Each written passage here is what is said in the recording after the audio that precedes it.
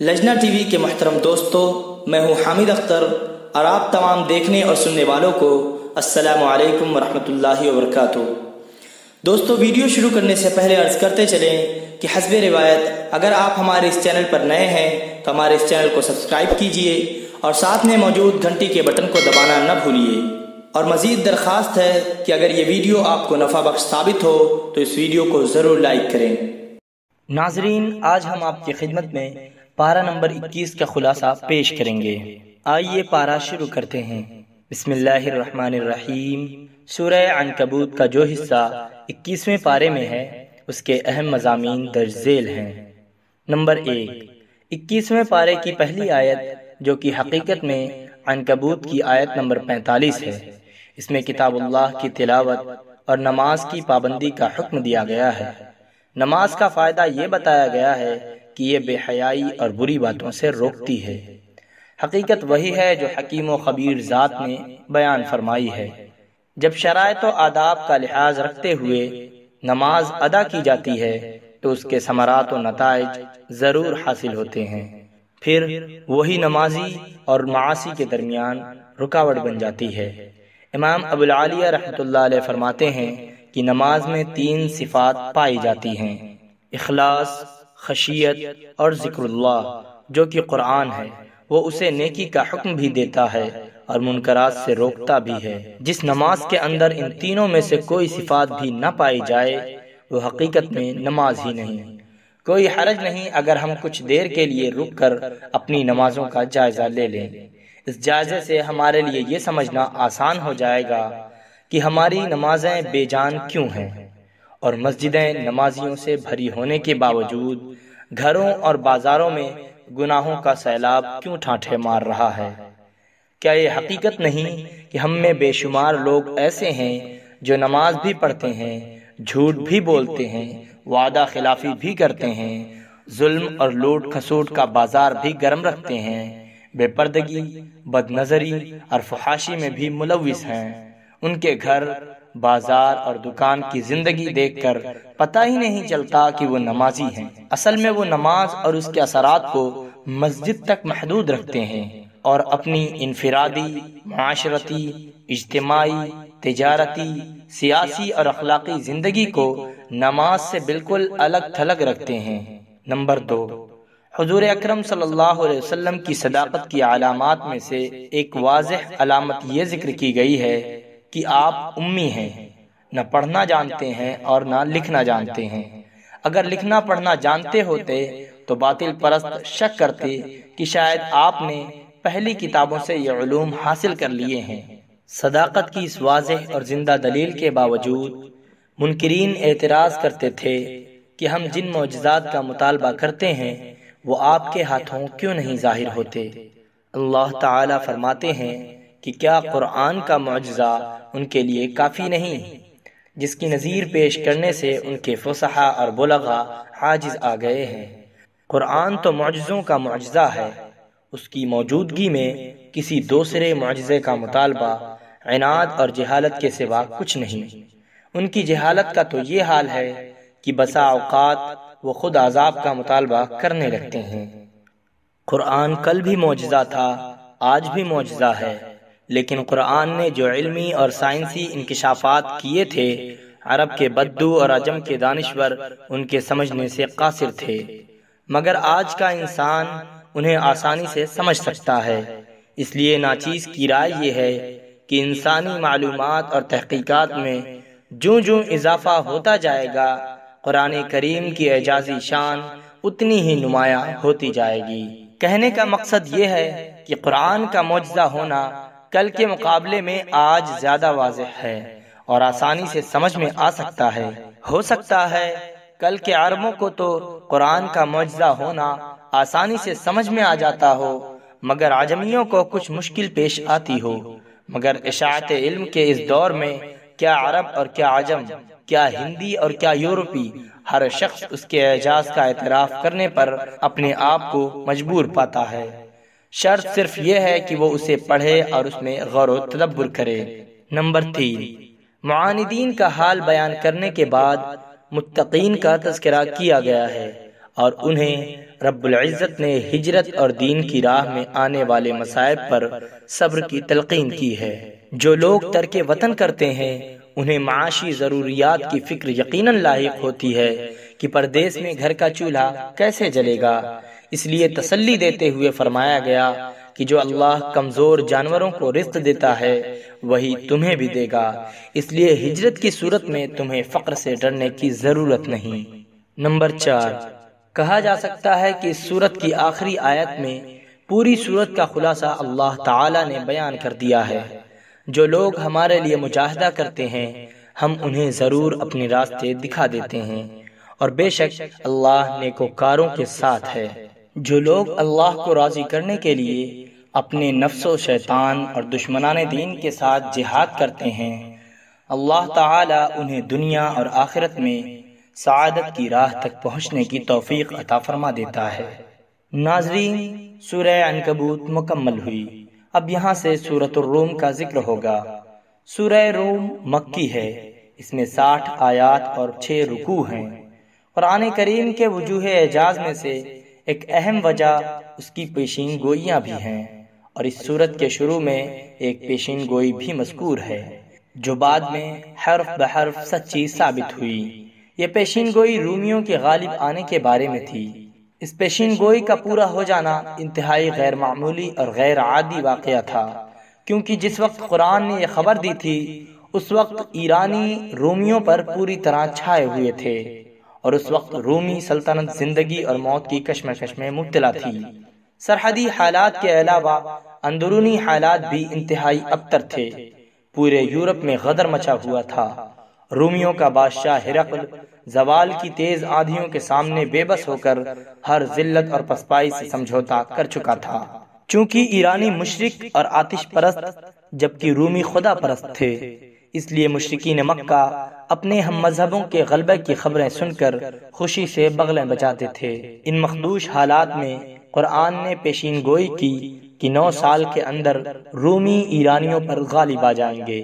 یقیناً مشرکین نے قرآن کے اس اعلان اور اطلاع کا خوب مذاق اڑایا ہوگا، لیکن ٹھیک 9 سال کے اندر قرآن مجید کی عظیم الشان پیشین گوئی پوری ہو کر رہی۔ رومیوں نے ایرانیوں کے جاہ و جلال کو اپنے پیروں تلے رونٹ ڈالا اور سلطنت ایران کے قلب میں رومی جھنڈا نصب کر دیا۔ مذکور پیشین گوئی کے علاوہ جو اہم مضامین سورہ روم میں بیان ہوئے ہیں وہ درج ذیل ہیں۔ نمبر 1، سورہ روم اس معرکہ کی حقیقت بتاتی ہے جو حزب الرحمن یعنی رحمان کی جماعت اور حزب الشیطان یعنی شیطان کی جماعت کے درمیان قدیم زمانے سے جاری ہے۔ کفر و ایمان اور حق و باطل کے درمیان یہ معرکہ اس وقت تک جاری رہے گا جب تک کہ فیصلے کا دن نہیں آ جاتا۔ اس دن نہ صرف یہ کہ معرکہ ختم ہو جائے گا بلکہ دونوں جماعتوں کو بھی الگ الگ ٹھکانوں پر پہنچا دیا جائے گا۔ ارشاد باری تعالی ہے، جس دن قیامت برپا ہوگی وہ الگ الگ فرقے ہو جائیں گے۔ اہل ایمان کو جنت میں جگہ دی جائے گی اور کافروں کو عذاب میں ڈال دیا جائے گا۔ نمبر 2، اللہ تعالی نے اس سورہ میں اپنے وجود اور عظمت و جلال کے ساتھ دلائل ذکر فرمائے ہیں۔ پہلی دلیل، اللہ تعالی ایک چیز کو اس کی ضد سے پیدا کرتا ہے۔ زندہ اور مردہ ایک دوسرے کی ضد ہیں، لیکن وہ اپنی قدرت کاملہ سے نطفے سے زندہ انسان، انڈے سے بچہ، بیج سے درخت اور اس کے برعکس بھی پیدا کرتا ہے۔ دوسری دلیل، اس نے انسان کو بے جان مٹی سے پیدا کیا۔ انسان سے مراد یا تو حضرت آدم علیہ السلام ہے جو مٹی ہی سے پیدا کیے گئے تھے، یا ہر انسان کیونکہ اس کی غذائی اور جسمانی ضروریات مٹی ہی سے پیدا ہوتی ہیں۔ تیسری دلیل، میاں بیوی کے درمیان ایسی محبت پیدا کر دیتا ہے کہ یوں محسوس ہوتا ہے کہ وہ ایک دوسرے کے جسم کا حصہ ہیں، حالانکہ بعض اوقات شادی سے پہلے ان کا آپس میں کوئی تعارف ہی نہیں ہوتا۔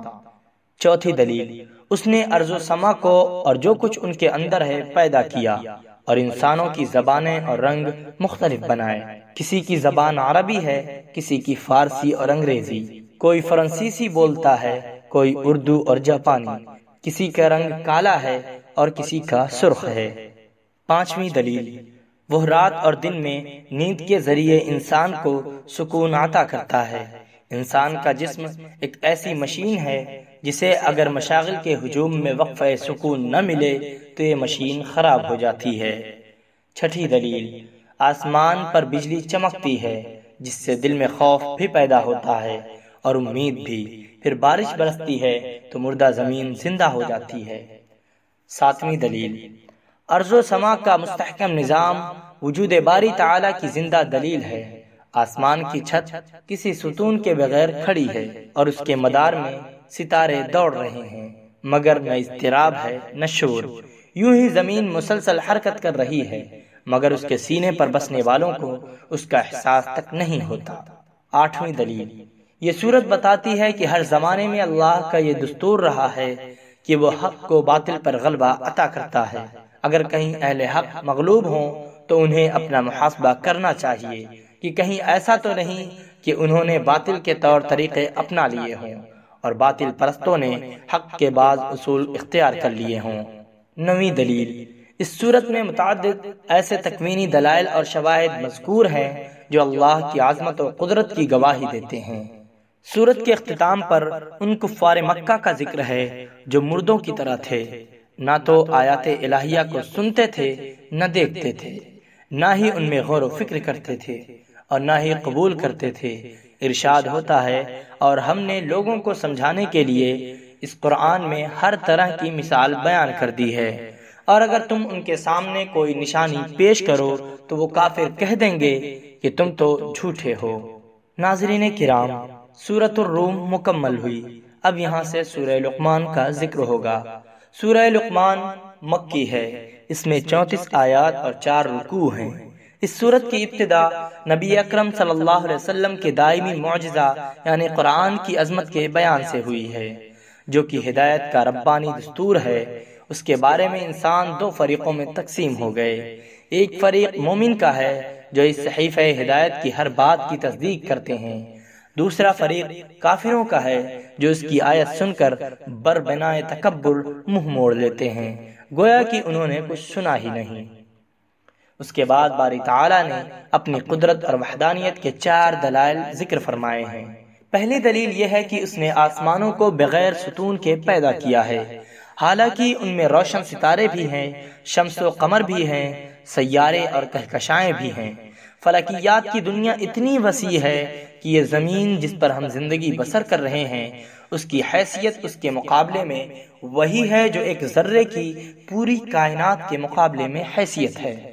دوسری دلیل وہ پہاڑ ہیں جنہیں زمین کا توازن برقرار رکھنے کے لیے اللہ نے گاڑ رکھا ہے۔ اگر پہاڑ نہ ہوتے تو یہ زمین ہوا اور پانی کی وجہ سے ادھر ادھر حرکت کرتی رہتی۔ تیسری دلیل بے شمار قسم کے حیوانات، مویشی، چوپائے اور حشرات ہیں۔ ان کے علاوہ فضاؤں اور سمندروں میں رہنے والے ہزاروں قسم کے جاندار ہیں جن کی شکلیں، رنگتیں اور خصوصیات تک اللہ کے سوا کسی کو معلوم نہیں۔ انسان کے عجز کا تو یہ حال ہے کہ وہ مکھی اور چونٹی تک کی مثال نہیں بنا سکتا، چہ جائے کہ صاحب فہم و ذکا بولتا چلتا انسان بنا سکے۔ چوتھی دلیل یہ کہ وہ آسمان سے بارش برساتا ہے جس کے ذریعے ہر قسم کی نفیس چیزیں اگاتا ہے۔ آسمان سے بارش کا برسنا تکوینی عجائب میں سے ایک بڑا عجوبہ اور دلائل قدرت میں سے ایک بڑی دلیل ہے، مگر انسان اس پر غور ہی نہیں کرتا۔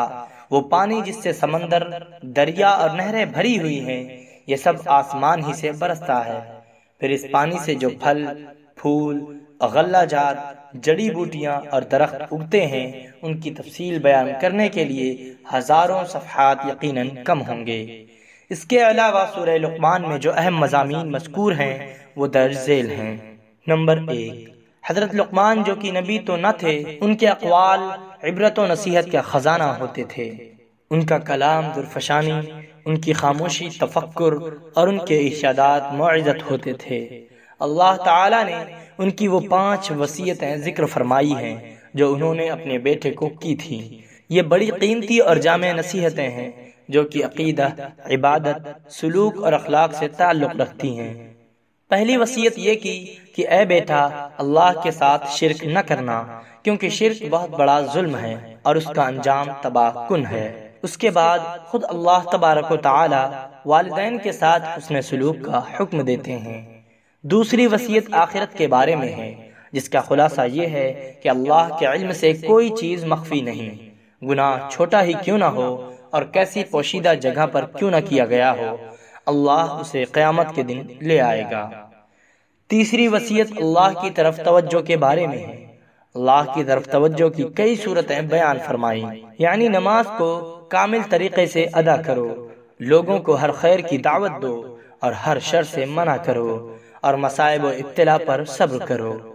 چوتھی وصیت میں اپنے بیٹے کو تکبر اور فخر سے منع فرمایا۔ پانچویں وصیت میں بیٹے کو اخلاق کریمہ کی طرف متوجہ کیا، یعنی چال میں میانہ روی اختیار کرو اور بولتے وقت اپنی آواز نیچی رکھو۔ نمبر 2، مشرکین کی تردید ہے کہ وہ توحید کے دلائل کا مشاہدہ کرنے کے باوجود شرک پر اصرار کرتے ہیں، حالانکہ اگر خود ان سے سوال کیا جائے کہ آسمانوں اور زمینوں کو کس نے پیدا کیا ہے تو وہ بھی اللہ کے خالق ہونے کا اقرار کرتے ہیں۔ سورت کے اختتام پر بتایا گیا ہے کہ 5 چیزوں کا علم صرف اللہ کے پاس ہے: قیامت کب آئے گی، بارش کہاں اور کتنی برسے گی، شکم مادر میں بچہ کن اوصاف کا حامل ہے، انسان کل کیا کرے گا، اور موت کب اور کس جگہ آئے گی۔ ان 5 چیزوں کا علم اللہ کے سوا کسی کو نہیں۔ ان 5 مغیبات کو رسول اللہ صلی اللہ علیہ وسلم نے غیب کی چابیاں قرار دیا ہے۔ ناظرین کرام، سورہ لقمان مکمل ہوئی۔ اب اگلی سورت سورۃ السجدہ کا ذکر ہوگا۔ سورہ سجدہ مکی ہے، اس میں 30 آیات اور 3 رکوع ہیں۔ اس سورت میں جو اہم مضامین بیان ہوئے ہیں وہ درج ذیل ہیں۔ نمبر 1، سورت کی ابتدا میں قرآن کی حقانیت کا بیان ہے، اس کا اعجاز واضح ہے، اس کی صداقت کے دلائل روشن ہیں، اس کا انداز بیان انسانی کلام سے بالکل الگ ہے، لیکن اس کے باوجود کفار مکہ حضور اکرم صلی اللہ علیہ وسلم پر تہمت لگاتے تھے کہ آپ نے یہ کلام خود گڑھ لیا ہے۔ نمبر 2، یہ سورت اللہ کی وحدانیت اور اس کی قدرت کے دلائل بیان کرتی ہے، یعنی آسمان اور زمین کو اسی نے پیدا کیا ہے، ارکان کی تدبیر وہی کرتا ہے، پانی کے ایک حقیر قطرے میں غور و فکر نہیں کرتا، اس نے کیسے مٹی سے پانی، نطفے سے لوتھڑا، لوتھڑے سے بوٹی اور بوٹی سے ہڈی تک کے مراحل طے کیے، پھر کیسے انتہائی پرکشش صورت اور متناسب قد و قامت والا انسان بن گیا۔ نمبر 3، یہ سورت مجرموں اور مومنوں دونوں کا حال بتلاتی ہے کہ مجرم قیامت کے دن سر جھکائے کھڑے ہوں گے، ان پر ذلت چھائی ہوئی ہوگی، وہ آرزو کریں گے کہ کاش ہمیں دنیا میں لوٹا دیا جائے تو ہم نیک اعمال کریں۔ دوسری طرف مومنین کے بارے میں بتلایا گیا ہے کہ وہ دنیا میں اللہ کے سامنے جھکے رہتے ہیں، راتوں کو ان کے پہلو بستر سے جدا رہتے ہیں، وہ اللہ کے عذاب سے ڈرتے بھی ہیں اور اس کی رحمت کی امید بھی رکھتے ہیں۔ علاوہ ازیں اللہ کے دیے ہوئے اموال کو اللہ کی رضا کے لیے خرچ کرتے ہیں۔ ان کے بارے میں فرمایا گیا، کوئی شخص نہیں جانتا کہ ان کے لیے آخرت میں آنکھوں کی کیسی ٹھنڈک چھپا کر رکھی گئی ہے، یہ ان اعمال کا صلہ ہے جو وہ کرتے تھے۔ انہوں نے ریا اور دکھاوے کے بغیر چھپ چھپ کر اعمال کیے تھے، اللہ تعالیٰ نے ان کے لیے ایسی نعمتیں چھپا رکھی ہیں جو کسی کے حاشیے خیال میں کبھی نہیں آئی۔ ویسے بھی جنت کی نعمتوں کی صحیح حقیقت کسی کی سمجھ میں آ ہی نہیں سکتی۔ دنیا کی نعمتیں آخرت کی نعمتوں کے ساتھ صرف لفظوں میں مشترک ہیں، حقیقت کے اعتبار سے ان کے درمیان زمین آسمان سے بھی کہیں زیادہ فرق ہے۔ سورت کے اختتام پر حضرت موسیٰ علیہ السلام کو تورات دیے جانے کا ذکر ہے، جو کہ اس بات پر تنبیہ ہے کہ حضرت محمد صلی اللہ علیہ وسلم اور حضرت موسیٰ علیہ السلام کی رسالت میں مشابہت پائی جاتی ہے۔ ناظرین کرام، سورۃ السجدہ مکمل ہوئی۔ اب یہاں سے سورۃ الاحزاب کا ذکر ہوگا۔ سورہ احزاب مدنی ہے، اس میں 73 آیات اور 9 رکوع ہیں۔ اس سورت میں 3 موضوعات سے بحث کی گئی ہے، یعنی اجتماعی آداب، تشریعی احکام اور بعض غزوات کا بیان، مثلا غزوہ احزاب، غزوہ بنی قریظہ اور ان دونوں غزوات میں منافقین کی حالت اور کردار۔ اس سورت کے اہم مضامین درج ذیل ہیں۔ نمبر 1، پہلی 2 آیتوں میں اپنے نبی کے واسطے سے نبی کی امت کو ایسے 4 امور کا حکم دیا گیا ہے جو کہ حقیقت میں فلاح اور سعادت کے عناصر ہیں۔ پہلا یہ کہ اللہ سے ڈرتے رہیں، دوسرا یہ کہ کافروں اور منافقوں کی آراء کی اتباع نہ کریں، تیسرا یہ کہ وحی الہی کی اتباع کرتے رہیں، چوتھا یہ کہ اللہ پر اعتماد اور بھروسہ کریں۔ یہاں یہ نکتہ ملحوظ رہے کہ اللہ تعالیٰ نے پورے قرآن میں کہیں بھی ہمارے آقا صلی اللہ علیہ وسلم کو یا محمد کہہ کر نہیں پکارا، یہاں بھی یا ایھا النبی کہہ کر خطاب کیا گیا ہے، جبکہ دوسرے انبیاء کو یا آدم، یا نوح، یا موسیٰ، یا عیسیٰ اور یا زکریا کہہ کر خطاب کیا گیا ہے۔ نمبر 2، زمانے جاہلیت کے بعض معتقدات اور عادات کی تردید کی گئی ہے، جن میں سے بعض عقلی اعتبار سے باطل تھیں اور بعض شرعی اعتبار سے قبیح تھیں۔ یہاں آیت نمبر 4 میں 3 جاہلانہ خیالات اور تصورات کی تردید کی گئی ہے۔ ان کا یہ خیال تھا کہ بعض لوگوں کے سینے میں 2 دل ہوتے ہیں۔ اس خیال کے رد میں فرمایا گیا کہ اللہ نے کسی آدمی کے پہلو میں 2 دل نہیں بنائے، دل تو بس ایک ہی ہوتا ہے، یا اس میں ایمان ہوگا یا کفر ہوگا، ایک ہی دل میں کفر اور ایمان دونوں جمع نہیں ہو سکتے۔ اس سے ان منافقین کی بھی تردید ہو گئی جنہوں نے کفر اور ایمان کے درمیان ایک تیسرا درجہ نفاق کا بھی تجویز کر رکھا تھا۔ جاہلی اظہار یہ تھا کہ اگر کوئی شخص اپنی بیوی کو انت علی کظہر امی، تم میرے اوپر ایسے ہو جیسے میری ماں کی پشت، تو ان الفاظ کے کہنے سے اس کی بیوی ہمیشہ کے لیے اس پر حرام ہو جاتی تھی، لیکن قرآن نے بتایا کہ کفارہ دینے سے بیوی حلال ہو جائے گی۔ اسلام سے قبل منہ بولے بیٹے کا حکم حقیقی بیٹے جیسا ہوتا تھا۔ قرآن نے اس غلط تصور کی تردید کی۔ جب متبنہ یعنی منہ بولا بیٹا کے تصور کی تردید ہو گئی اور بتا دیا گیا کہ حضور اکرم صلی اللہ علیہ وسلم حضرت زید بن حارثہ رضی اللہ عنہ کے حقیقی والد کا حکم نہیں رکھتے، تو پھر یہ اعلان کیا گیا کہ آپ کی ابوت یعنی باپ ہونا ساری امت کے لیے عام ہے، اور آپ کی ازواج مطہرات ساری امت کی روحانی مائیں ہیں، ان کا ادب و احترام واجب ہے اور ان کے ساتھ نکاح کرنا حرام ہے۔ اس کے بعد 19 آیات میں غزوہ احزاب اور غزوہ بنی قریظہ کی تفصیل ہے۔ غزوہ احزاب شوال 5 ہجری میں ہوا، جب مشرکین کے 10 یا 15 ہزار جنگجوؤں نے مدینہ کا محاصرہ کر لیا۔ یہ جنگجو مختلف قبائل سے تعلق رکھتے تھے، یہود بنی نذیر اور یہود بنی قریظہ، جن کے ساتھ مسلمانوں کا صلح کا اور ایک دوسرے کے دشمن کے ساتھ تعاون نہ کرنے کا معاہدہ تھا۔ انہوں نے اس معاہدے کی کھلم کھلا خلاف ورزی کی اور ابو سفیان کے ساتھ تعاون کیا۔ مسلمان صرف 3000 تھے۔ مدینہ کے شمال مغرب میں جہاں سے دشمن کے حملہ آور ہونے کا خطرہ تھا، خندق کھودی گئی، اسی لیے اسے غزوہ خندق بھی کہا جاتا ہے، اور احزاب اس لیے کہا جاتا ہے کیونکہ جس لشکر نے مدینہ پر چڑھائی کی تھی اس میں مختلف جماعتیں اور قبائل شریک تھے۔ ان جنگجوؤں نے تقریباً 1 ماہ تک مدینہ کا محاصرہ کیے رکھا۔ پھر نعیم بن مسعود غطفانی کی کوششوں سے یہود اور قریشی اور غطفانی لشکر کے درمیان پھوٹ پڑ گئی۔